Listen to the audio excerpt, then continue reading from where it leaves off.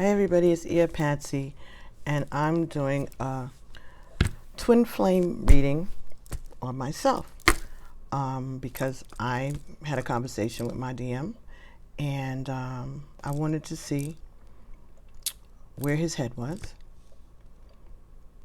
in regards to this relationship. So this is actually a reading from his perspective.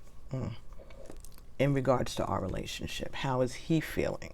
So, because these are collective energies, I'm going to be asking for myself, but also knowing that this is collective energies. So there may be some of you whose divine masculines may resonate with this. There may be some divine masculines who may relate with this reading. So I started this a little bit before I started the video, so let me recap.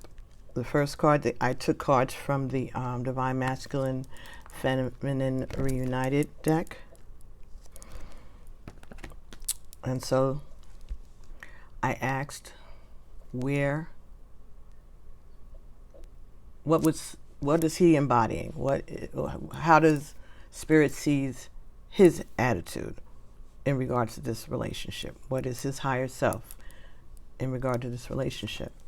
And the card that came up was God of Wisdom, Thought, Thoth, number 4. And at the bottom of the deck was Yeshua, number 1, God of Unity. And based on that conversation, I would say that he's being very wise and he's trying to keep his life together.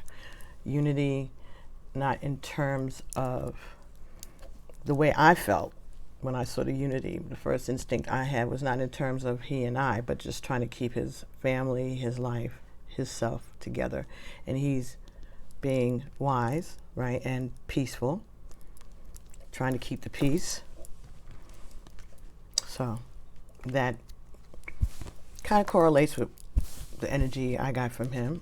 So that's as far as I got. And because I felt that was, that resonated, I said, let me take this. So in regards to the way he is viewing, his higher self is viewing me. Okay. In terms of how his higher self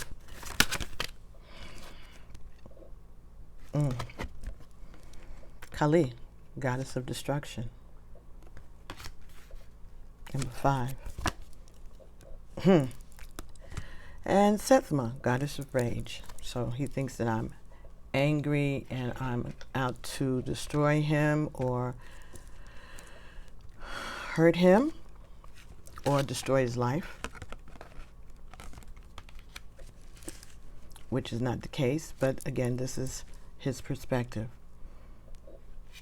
So he sees me as rageful and destructive.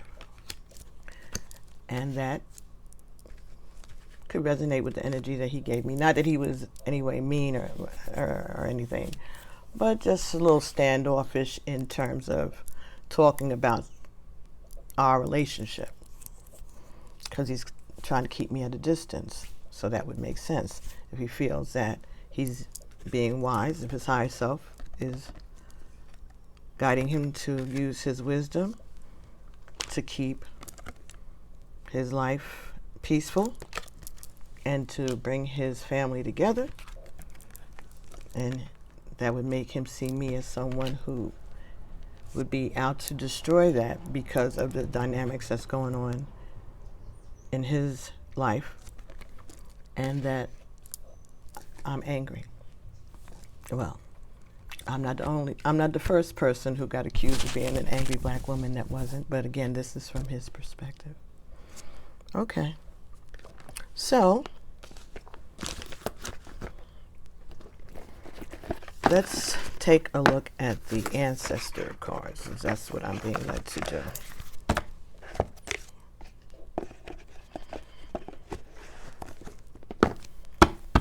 So, what do does my DM's ancestors have to say about the way he's viewing me? Or how? Hunter. Track down your fears and desires. Okay. So,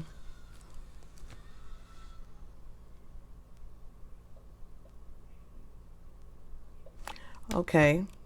All right, let me get another card. So this is what his ancestors feel about this situation.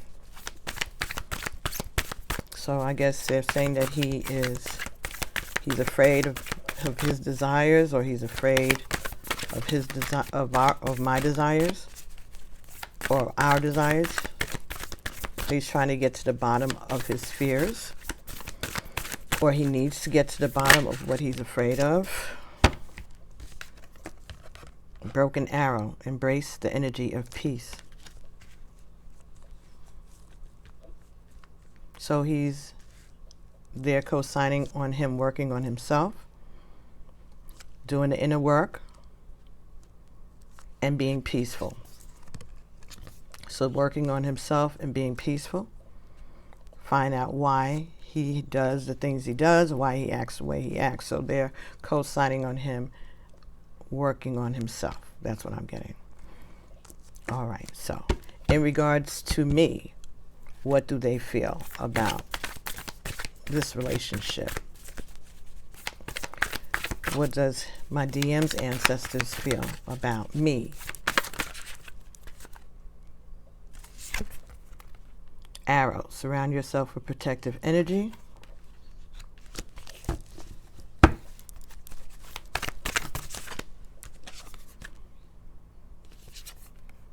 And trust your instincts.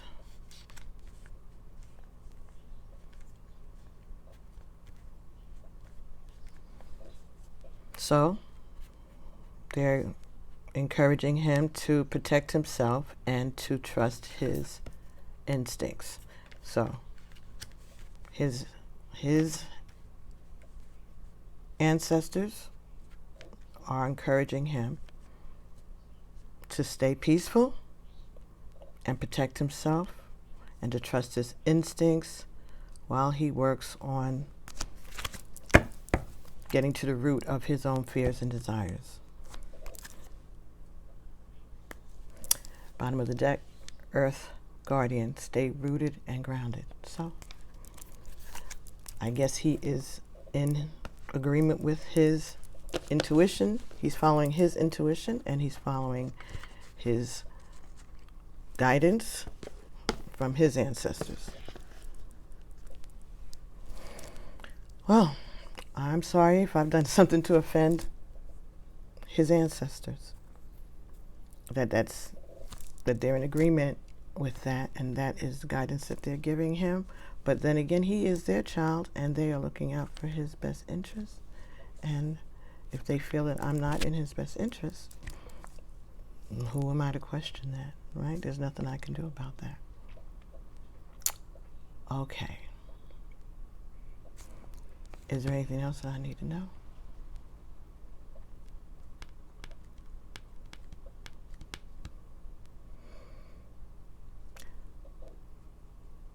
Is there anything else, Spirit? Okay. This is what they had told me in the first place. Pull out the Orisha deck. So I'm going to use the Orisha Tarot.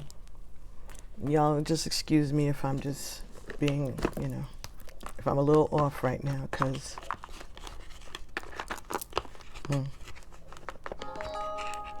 dang.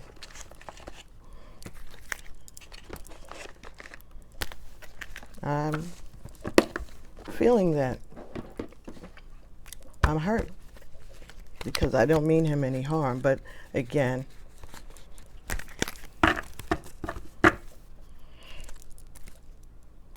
they know better than we do, don't they? All right, so what is it that I then need to know about this situation? What is it that I need to learn? What is my lesson here?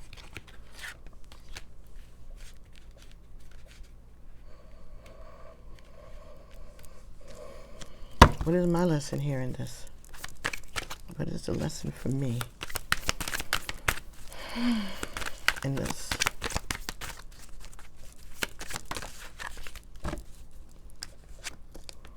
Three of Cups.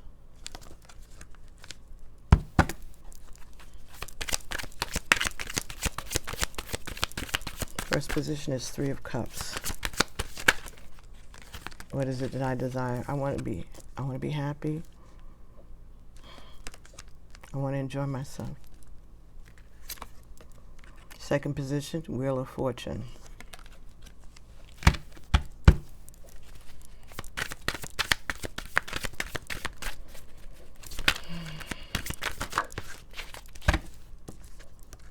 Next position is, Nine of Wands.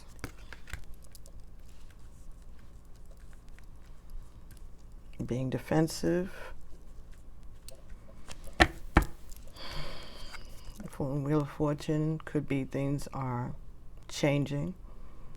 Things are moving in my direction or moving in my favor. Or it could be just the way luck goes. That's the way love goes, huh? It's just the luck of the draw. That's what I'm hearing, the luck of the draw. Protect yourself.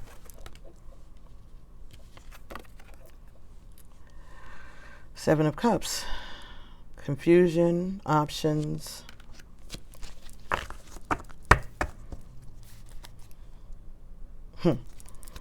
Seven of Swords. Bottom of the decks. Sneaky behavior.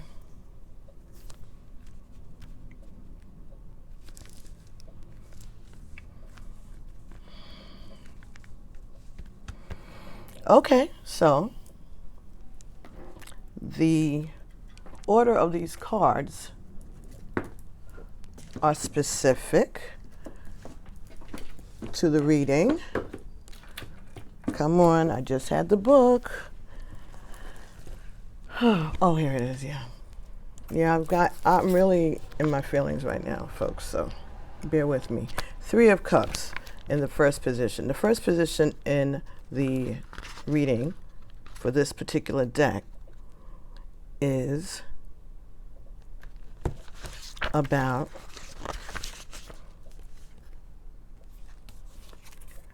this is the ire, the blessings that come from going down a particular path. All right?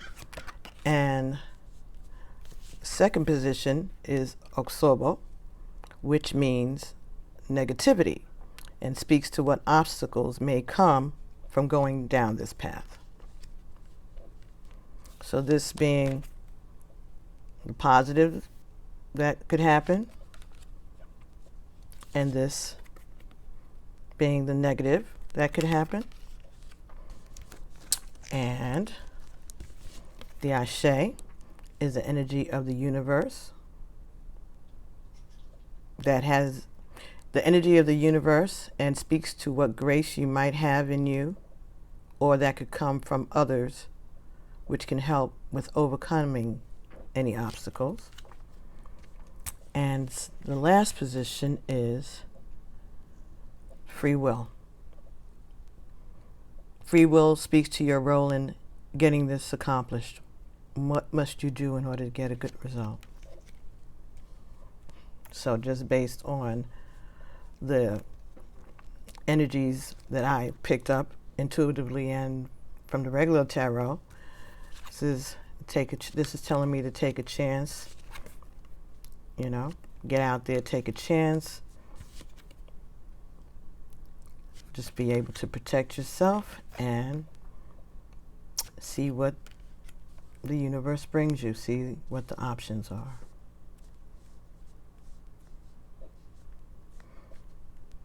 And don't say anything, maybe.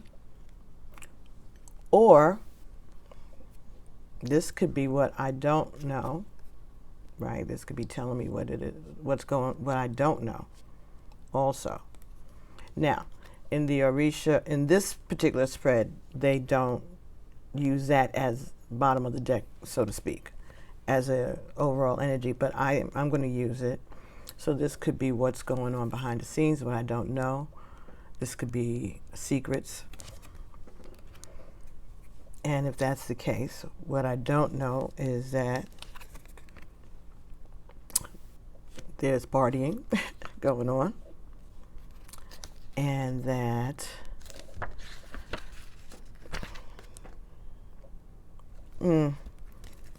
anything is liable to happen. People may be taking risk and chances, I'm hearing. And this being Nine of Wands,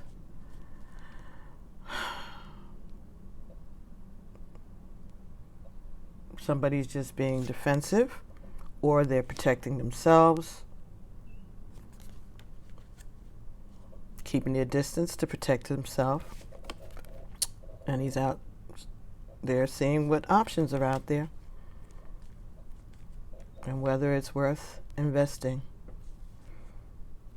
No, just seeing what options are out there.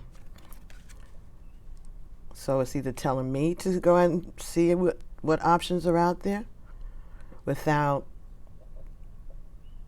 just taking a chance, or it's telling me what I don't know that's going on, is that there is partying and whatever going on, and that they're being defensive while he's checking out options. That could be it also.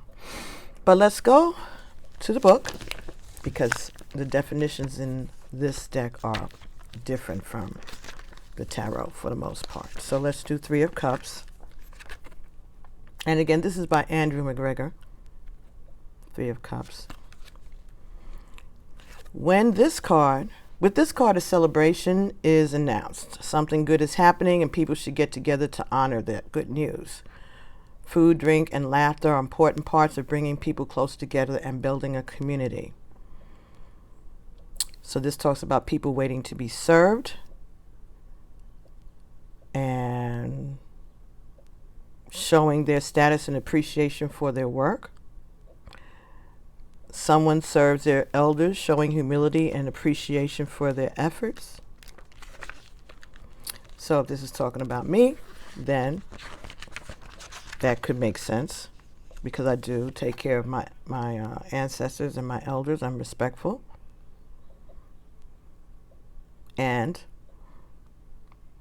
I am expecting some reciprocation for the effort, the time, and the energy that I put into my relationship with my DM. So that could be that. This is talking about good outcomes and things to be celebrated. It also speaks to the idea of social interactions. If there is a problem around this card, it has to do with people, their actions, and questions of status.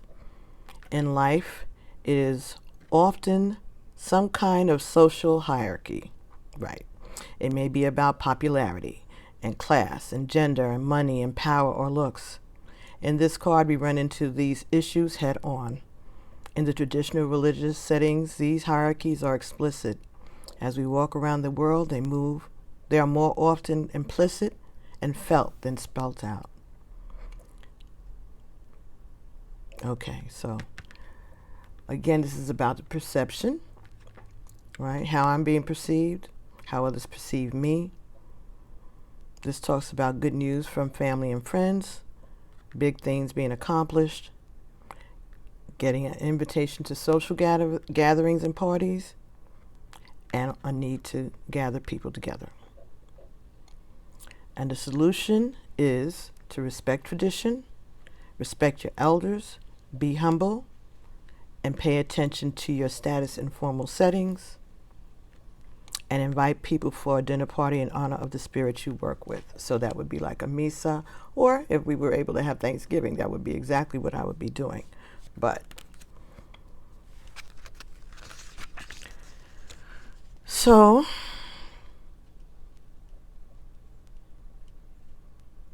talks about catching up on gossip, talking about theology, and enjoying being with one another also. As many important ceremonies, people will sit for a formal meal. These events are structured and have many rules. All of them, the younger priests or people serve their elders. At funerals, people sit in order of the initiatory age with a place left for the departed priest. It's time to catch up on gossip, ask questions, debate theology, and enjoy being with each other. In our busy modern life, it's harder to make time to sit and enjoy meals with friends. These formal meals may last for hours. Everyone stays where they are until the elder running to the event declares it over. So, again, there could be, I'm talking about me going out and socializing, being around other people who share the same belief system that I do, and maybe that's when things are going to change in my favor. That's what I just picked up, so maybe that's what it's telling me to do.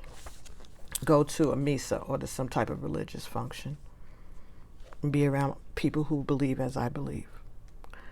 So the next card is Fortune, which is a major arcana card. Number 10.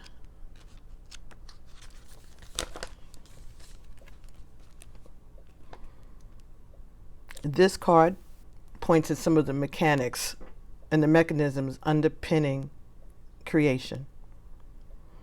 It is a cyclical card speaking of how we move through a variety of states as we live, but in the end, return to where we were. If we are at the top, we might lose status, but if we are diligent, our turn on top will come back around. On a deeper level, it will speak of karma and the things we carry with us between the worlds. Oshumare is the Orisha who carries us across the divide between the spirit world and this one. In part, there seemed to be a bridge. They also play a part in helping the soul reincarnate or return to Orun, heaven.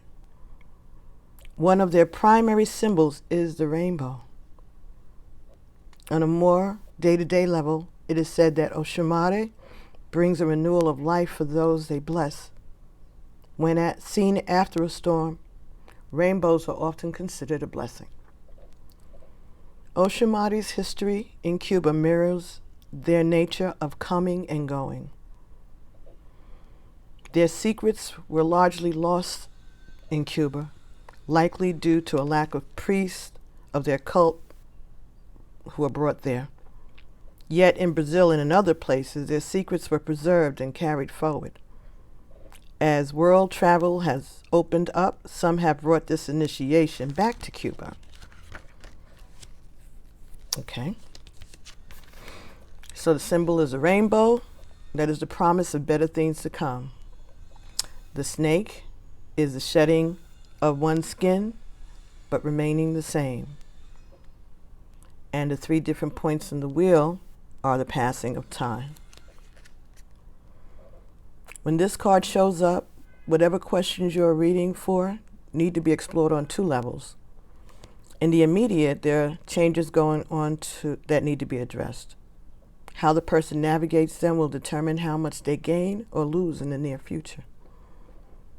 They should consider carefully what choices bring more opportunity and go in that direction. On a deeper level, the person is dealing with something that people might be inclined to call karma. Their life is defined by the consequences of both their actions and the baggage that they're carrying. They're vulnerable to negative thoughts, ideas, and histories they are still carrying forward. This may even be their own worst enemy without knowing it. They may be their own worst enemy without knowing it. It's important with this card that you never let your ego suggest you have made it. No matter the success you have today, things are always in motion. At one time, newspapers were a great business and empires were built with them. With the internet age, the future is uncertain. Vinyl was a cutting edge at one point, lost all of its value for a long time, and now has returned as a cool way to listen to music. Things change without end. This is the start of a new cycle, growth and possibilities, a time to harvest wisdom by putting all the pieces together to see a bigger picture. And radical change is only good if you have nothing to lose. And the solution is to pray for renewal and make offerings to your ancestors. Look at the big picture of your life. Do not do what didn't work in the past. And do not burn bridges.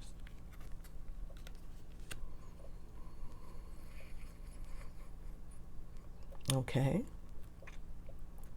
So, that's the position of the Oxobo, right? Position 1. Yes, that's the problem. I'm my own worst enemy. So, 9 of Wands. It's karma. This is karma I brought from a previous life, this situation. I can believe that. Or things that I've done myself. 9 of Wands. Next. 9 of Wands. 9. Okay, separate. Wands. Oh, here we are. 9 of Wands.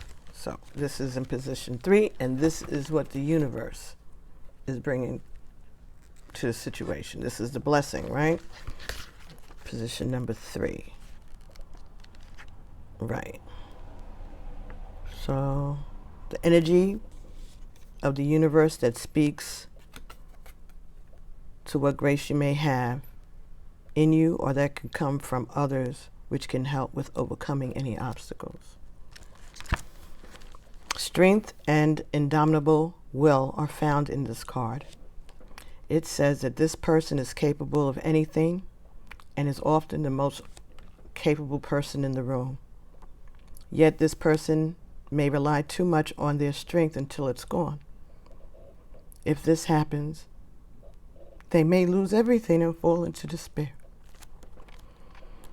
Yemaya is often associated with being the loving mother energy among the Orisha.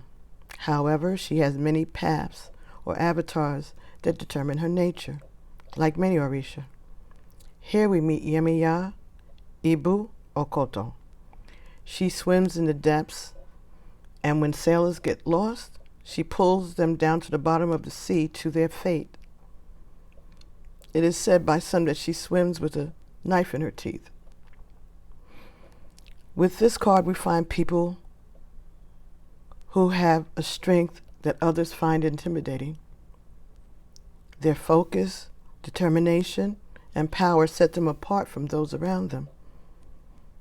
If they have learned compassion, they'll be tremendous leaders. If they have not, it is likely everyone fears them and seeks to avoid their attention by giving them what they want. Well, we know nobody's giving me what I want. No one's spoiling me, so then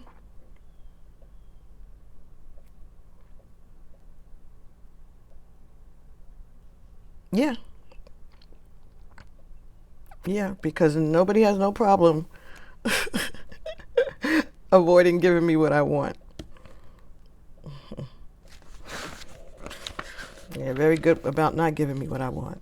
So, the symbolism is a sinking ship for the fate that we must face, a knife that could be merciful or not, and a dark area where only the fearless would be comfortable. The proper use of, I said that because my mother always said I was fearless. She always called me fearless. And she says my granddaughter's fearless just like me. The proper use of strength is a complicated matter. In some environments, Exhibitions of might and ferocity are entirely appropriate, but in others there are acts of control and abuse. Ultimately, this card suggests the person is more capable than those around them. Whether they have learned to use this well won't even deter their success. It will explain how others feel about them. This talks about success over obstacles, promotions, advancements. It talks about winning another's heart.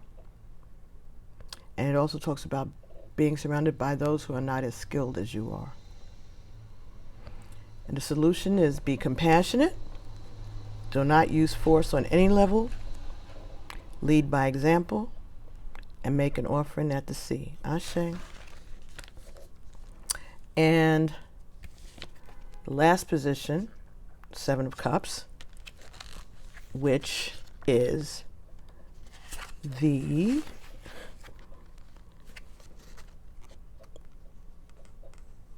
the free will that speaks to your role in getting this accomplished. What must you do in order to get a good result? Number 7 of Cups. So we got a 3 of Cups and a 7 of Cups, right? Those are the only 2 cups. So this is 7 and 3 is 10. So 1, loving myself first, just from the tarot end of it. And this 10 is a 1.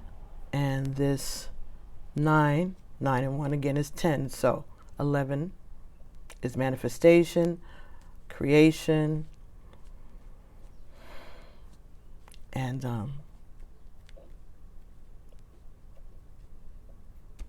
1 is about loving yourself, and 11 is 2. 2 is about love and communication, reciprocation. So 7 of Cups, let's get to that.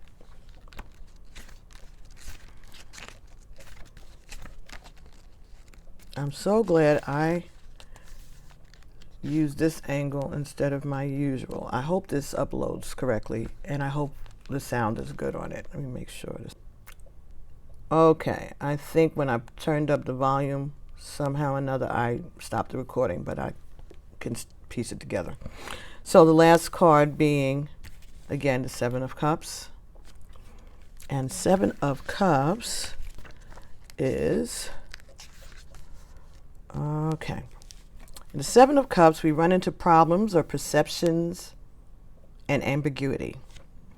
Things are rarely what they seem, and what we find when we choose our cup is rarely what we thought. It's a card of illusions and the emotional fallout that comes when realizing we've been duped. In the Odu, Urosun, we encounter the proverb, the hole is dug. It is a simple way of saying, it is a simple saying with deep ramifications. The hole is dug. In negative situations, it's said to be the grave, which raises the question of who dug this hole, and is it your time to go into it? Often with this proverb, it is our actions that will determine our outcome. On the other hand, it is a message of potential. If we dig into earth, it's possible we might find a treasure. That treasure could be something natural from the earth itself, or perhaps what someone else has buried and hoped no one would find. If we're going to dig holes, the only thing that's clear is that we never really know what we might find. In this card, often we find both treasure and loss at the same time, leaving us to wonder if it's worth the cost. And the symbolism, a hole that you can't see the bottom of, the dirt which could fill that hole, a shovel left behind, and mystery. When we see this card, we should talk about what the person is looking for and whether it's theirs to get. The person getting this reading's motivations are likely a mystery to themselves. Even if you're able to know them, they may not thank you for telling them. Here, curiosity is unlikely to be rewarded with anything but a place in the bottom of the hole. This talks about curiosity about other people's business. This talks about mysteries with no solutions. Promises of riches that turn into tears. There is something unknowable about this situation, and people's past might be darker than expected. And the solution is to mind your own business, don't look in holes, plan for the unexpected, and do not believe what others are trying to sell you. And bottom energy, 7 of Swords. Okay, so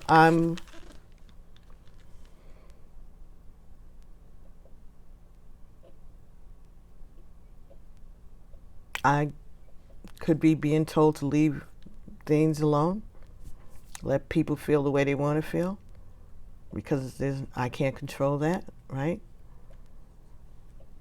And if I try any harder, I might find out things that I don't want to know about myself or about other people. 7 of Swords, or about the situation. Because there's some deception that obviously went on. I was duped. I got taken advantage of by someone who never thought about me the way I thought about them, apparently. And they were just out for a good time. And that's what they got. And they got my help and my energy. And now they're keeping their distance because they feel I intimidate them, or they find me intimidating, or they don't want me around because they feel I'll be destructive to their life. So let's see, 7 of Swords. Well, I guess if you want to know, you got to know, right? And this is about people's free will, right? They don't have to follow anyone's guidance but their own internal guidance. And I got fooled into thinking that maybe he was my divine masculine.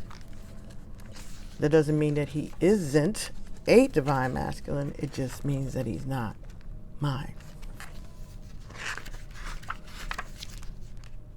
Come on. Swords. 7 of Swords. I got Cups, Wands. This is so silly. I'm so sorry, folks. Wands. So this is Wands. Cups, right? And this is Swords. All right. Sorry, folks. 7 of Swords is the bottom of the deck.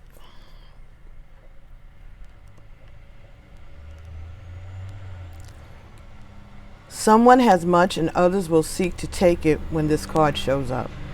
How you feel about this will depend greatly on which side of the equation you are on. Shango owed a lot of money to a creditor, so he divined on how to get free of his debt.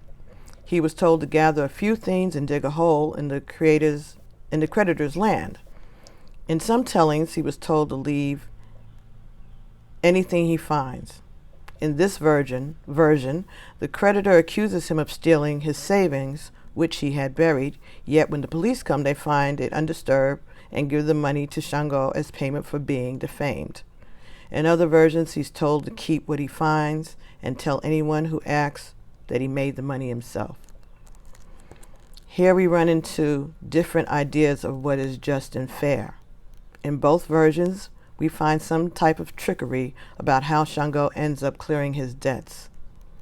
The story is a criticism of ownership and indebtedness.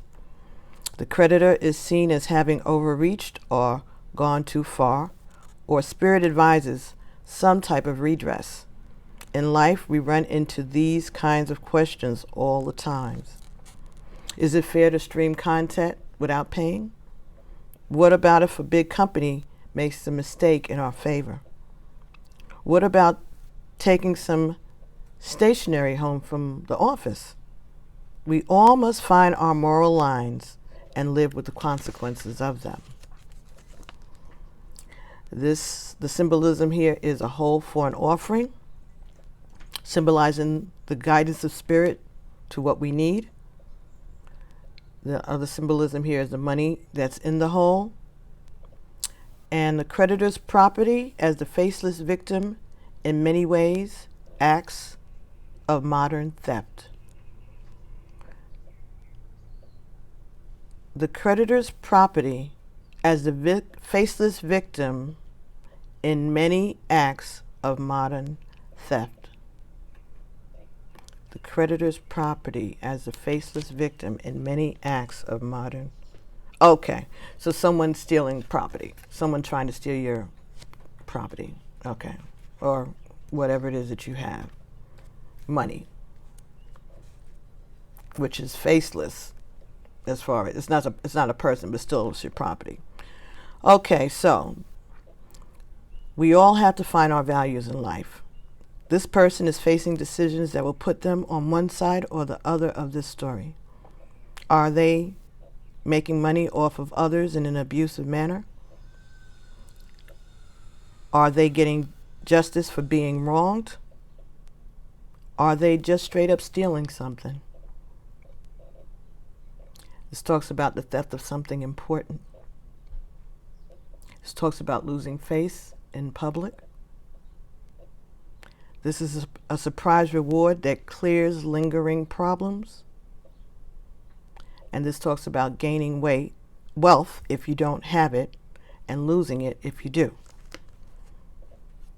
Solution is to be clear about your morality, divine to solve what you think can't be fixed, and pray to Shango. Ashe. Okay. So this is the overall energy, which is about stealing. This is about taking what's rightfully yours, or stealing. It's a matter of perspective. Okay. Right. Where I might feel maybe I feel I'm entitled to something, and another person will look at it and say, you're not. Or that person doesn't owe you something, or in this situation, what I thought would be fair is what I feel it is fair in my eyes, but in someone else's eyes, they may not feel it was fair. Okay.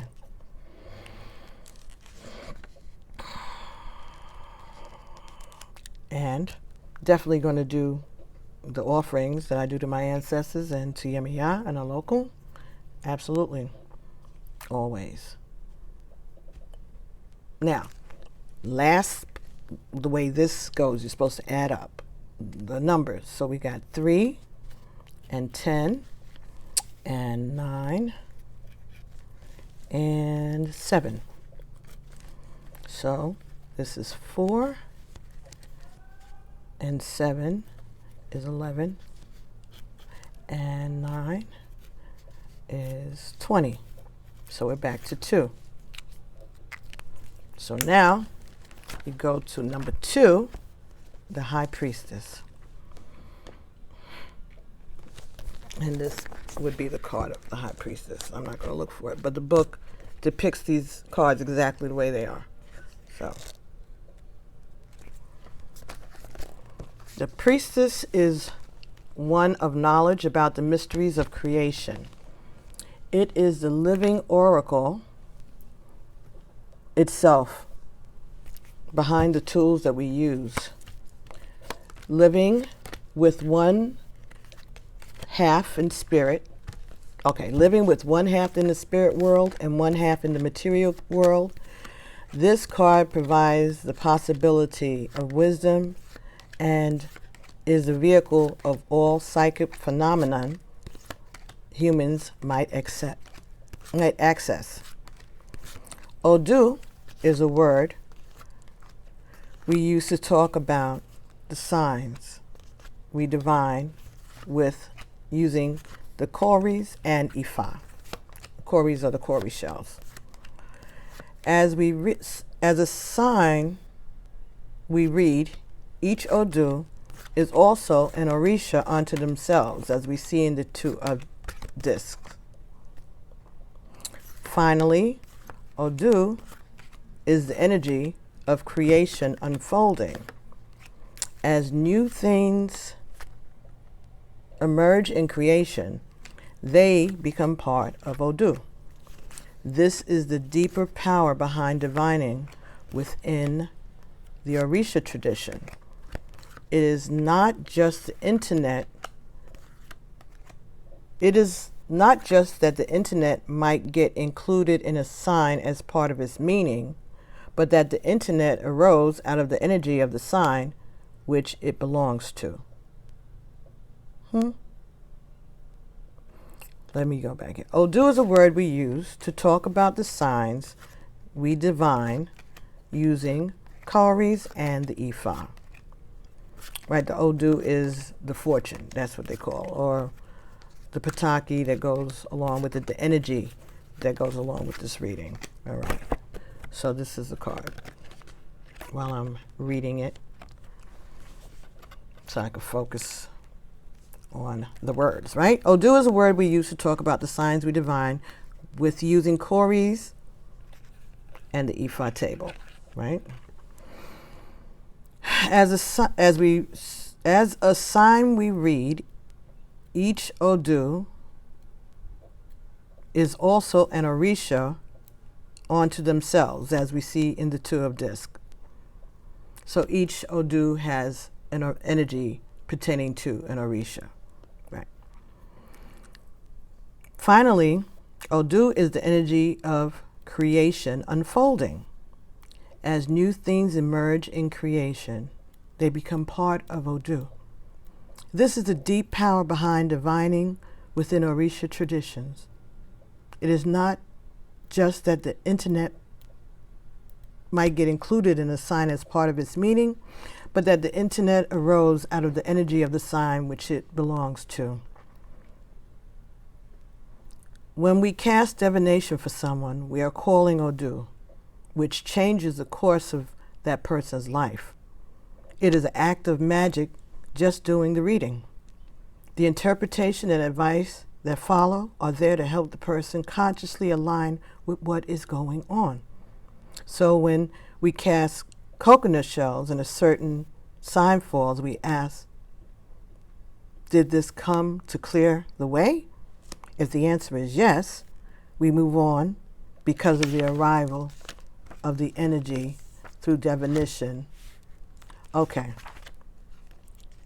If the answer is yes, we must move on because the arrival of this energy through divination has fixed the problem, and we do not need to analyze that part any further. When divining, we end with the question, is everything able ad? Is everything able ad? Though some people might say it means is everything good, it actually means has everything that needs to be said been said. Adaba daba. Okay. Is everything ida adaba? Idab ada. Has everything that needs to be said been said? Highlighting that the divining is over and what comes next is what we apply the advice to. The guarantee is not that everything will be just fine, but that everything that can be known or done has been addressed, and we must now apply it to navigate what is in front of us. This talks about the 16 calories that are used for divination, and this the expanse that is peeping through the mat is the unfolding of Odu, in creation, so the light that's coming through the mat. The chalk and stone for marking yes or no answers to questions. So this is the stone and this is the chalk. And when they give you the reading, you shake your hands together, and then they tell you right hand or left hand. You separate it, and then after they do the reading, well, when they're ready to ask the answer, they ask you to open your hand, and whether it's the yes or the no, then they know how to continue. It's pretty cool. And a chalk boundary talks about the limits of this process.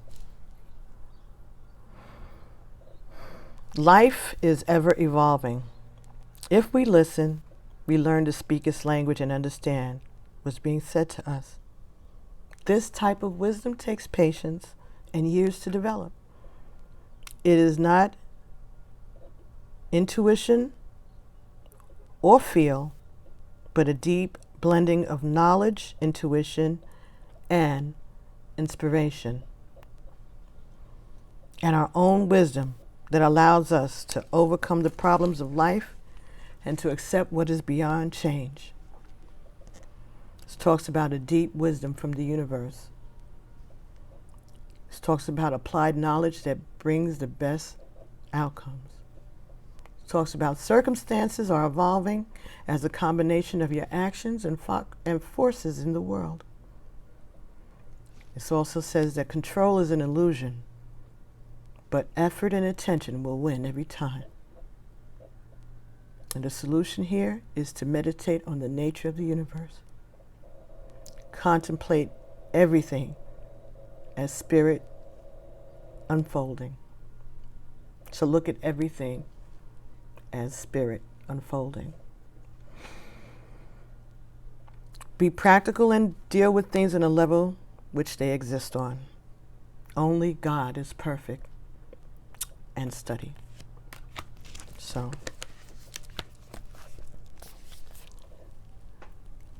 I guess the lesson here from Spirit to me and to any of you who are resonating with this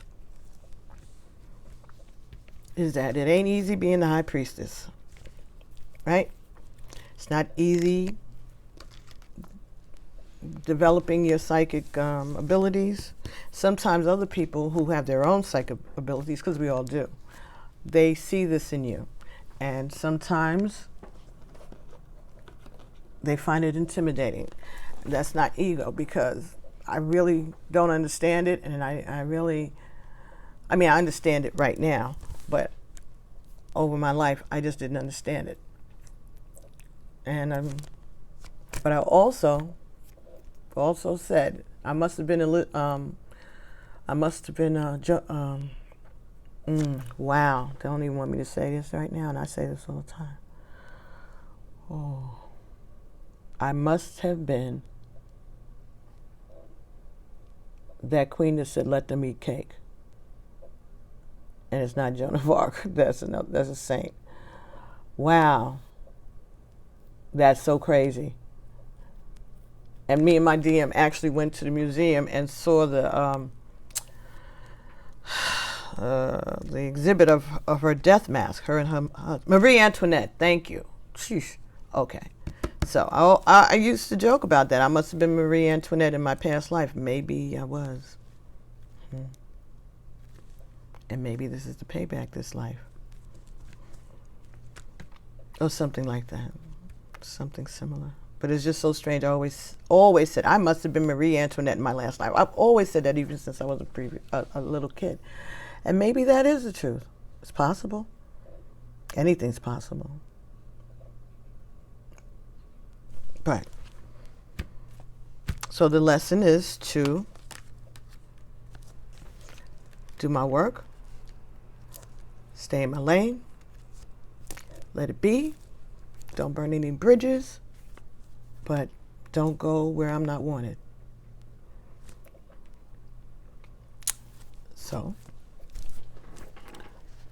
that's the way I'm taking it, and I'm going to go with that. I'm going to go with that.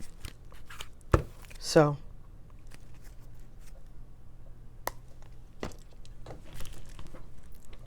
I want to say no hard feelings, but I don't know if that's exactly appropriate. I mean, I don't have hard feelings. The universe is the universe, and everybody has their free will.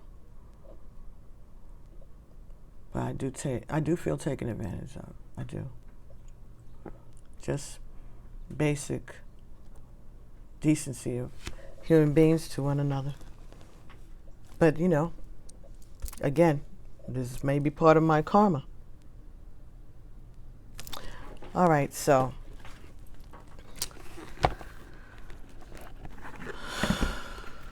I'm going to get a card from the Black Angel Oracles.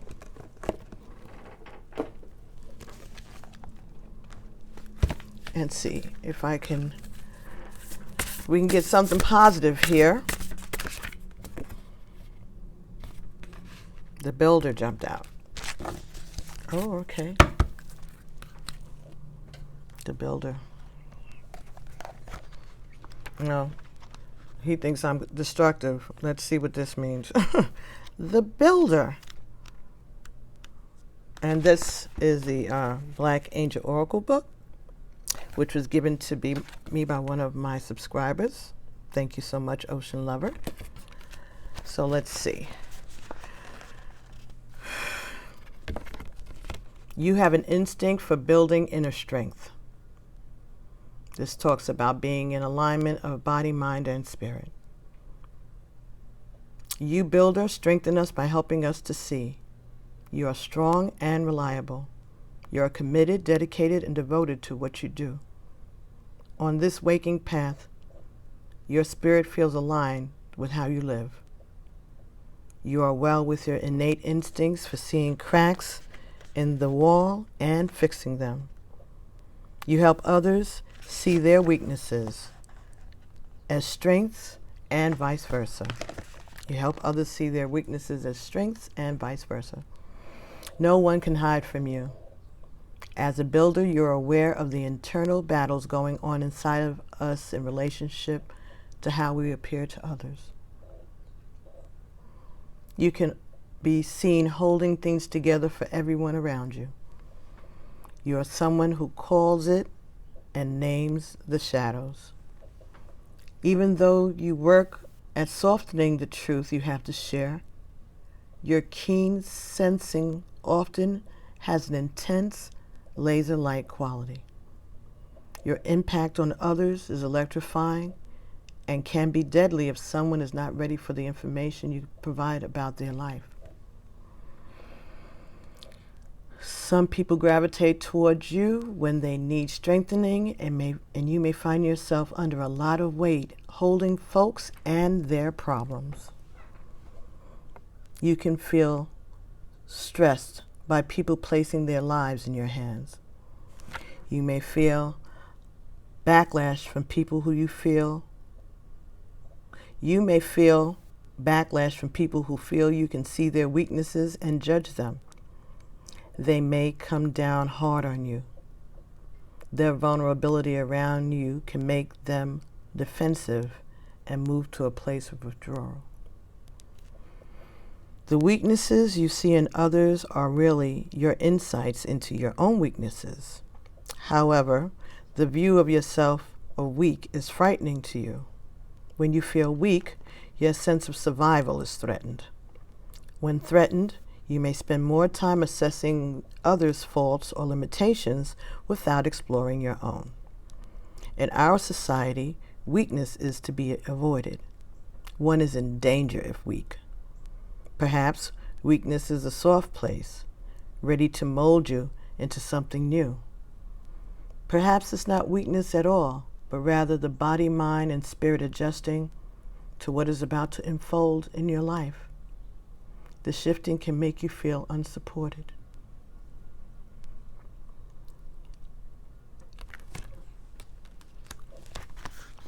On the sleeping path, you may have in mind to never show a weak spot. You hide being wounded and robbed of spirit. In such state, you build walls around you for safety, but in fact, you are furthering your insecurity. Your renewal depends on not seeing your weakness as a deficiency or inability to withstand life, but rather a softening necessary for decreasing the intensity in your life. Slow down. Be honest with yourself. Are you too busy with other folks and missing your chances to build more integrity in your life? Are there shadows where you thought the walls had been taken down in your life? Can you stay close to the fear of your limitations so you can find ways of working with them? Ashe. So this came in the upright, but I am also understanding that with every positive is a negative, and with all light there is shadow. So this reading was pretty shadowy in terms of myself, so why not take both of the readings, right, of the sleeping and the waking path? Because there are things that apparently I do consciously and subconsciously that are intimidating, off-putting to the person that I love, or that I thought I loved. Well, I knew I loved him. The person I thought loved me. Let's put that like that. So, and this is confirmation. So I guess it's telling me to share this because, like I said, if I can resonate with, well, this is about me, but if this is how I'm feeling, somebody else may be feeling the same thing, and maybe they will benefit from this message. So, as always, I want to be of service to the collective, and it's not all about me, because I could just hold on to this and just keep it for myself. But that's not my purpose. That's not my purpose. And that's not of service to the community, because I know I'm not the only one that might be feeling like this today. And I'm going to do what I need to do, and I'm going to try my best. And based on this, and for no other reason, folks, maybe I might take a little step back for a while. I don't know. I'll do as Spirit leads me, but if you don't see me for a bit, it's because I'm trying to work on myself and do what I need to do to get it together so that I could come back stronger and more able to be of more assistance. But, you know, I do as Spirit leads me, so this is just me speaking right now. We don't know. It'll change. But I am going to continue to do those readings from the Spirit of a Man book for the brothers and the sisters. So that I will do. That I will do. Because we all need to get messages and inspiration and direction about the process from that. And never too, old to learn something. And by reading it again, this is maybe my second time reading it or third, I'll get the help that I need in order to clear this up for myself, or to be good with it, right? To be good with it. Because that's what I want to do, is be good with it. So thank you all so much. Thank you. Thank you, God, for being merciful and giving me the ability to correct my behavior, my attitude, my actions, and to understand others, and to allow, giving me, I appreciate the opportunity to grow. Thank you, Lord. I appreciate the opportunity to grow and to learn so I could be a better person, because I do want to be a better person, always. That's always what I wanted to do, is to be a better person. And I guess that's why we reincarnate, because your spirit wants to do better, right? You want to awaken. I know I do. I want to be the best that I could be, for myself, for my family, for my friends, for my community, and for God. And I'm going to trust God to bring me someone who is trustworthy,